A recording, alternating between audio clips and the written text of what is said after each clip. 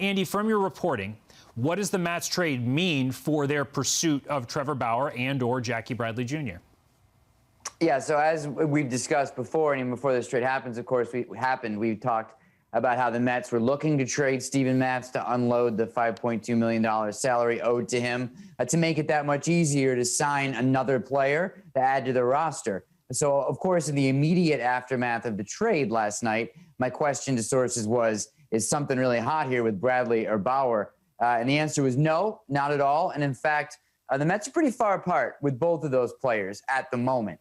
Just to go into a little bit more detail, we've talked about the Mets offer to Bauer before. It's about 4 years, less than $36 million of that AAV that he's looking for, with a couple of opt-outs for the player.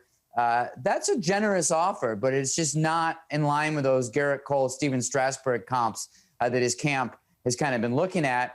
And with Bradley, some fans have, Mets fans have thought like, you can't get Springer, just get Bradley cheap. It's another thing, Doug, that we've talked about, but some more specifics on what Bradley's looking for. He looks at contracts that happened years ago, like Michael Bourne, 4 years and $48 million at 31 years old, or 30 years old, excuse me. Denard Span got 3 years and 32 when he was 32 years old, I believe. Jackie Bradley's like, I hit home runs. I'm elite defense. I don't have to move off center like Springer. For all these reasons, Jackie Bradley could easily want, and I understand that this is more likely the case, 4 or 5 years or more, 15, 20 million a year, somewhere in that range, where the Mets are at a shorter term deal on him too.